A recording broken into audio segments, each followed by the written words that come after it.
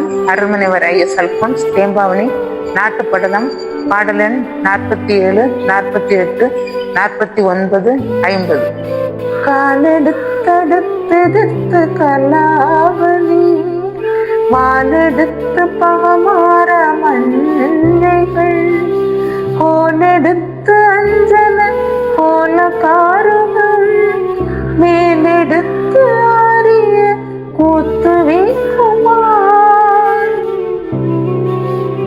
மயில்கள் காலை தூக்கியும் பிற மயில்களை அடுத்து நின்றும் எதிர் திசையில் திரும்பி சென்று தோகையாகிய நீண்ட வாளை தூக்கி விரித்தும் அழகாக மாறி மாறி ஆடிக்கொண்டிருக்கும். மை போன்ற நிறமுள்ள கருங்குரங்குகள் அதனை கண்டு கோல்களை கையில் எடுத்துக்கொண்டும் மரங்களின் மேல் ஏறி நின்றும் ஆரிய கூத்தை சிறப்பாக ஆடி காட்டும்.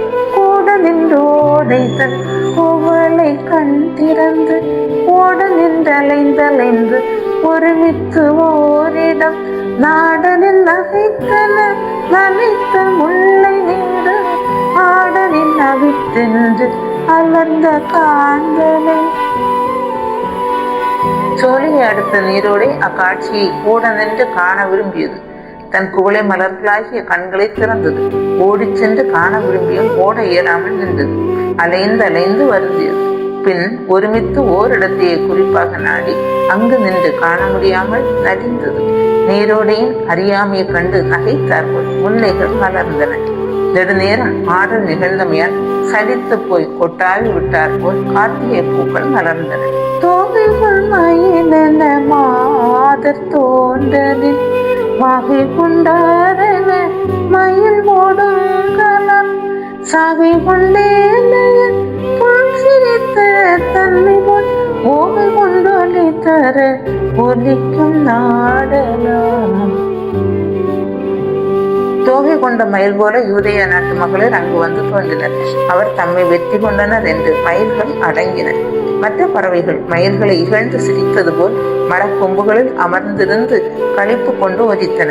இவ்வாறு யூதேய நாடு முழுவதும் ஒருமிருந்து காணப்படும்.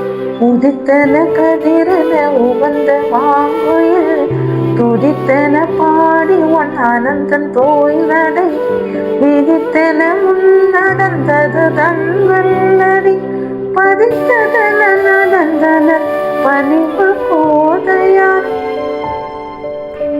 மகளிர் வந்து தோன்றலார்.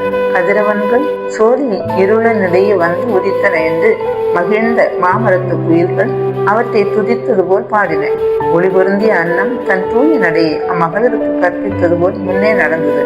குளிர்ச்சி பொருந்திய மாலையை அணிந்த அம்மகளிர் அத்தடத்தின் மீது தம் மெல்லிய அடியை பதித்தது போல் நடந்து சென்றனர். நன்றி.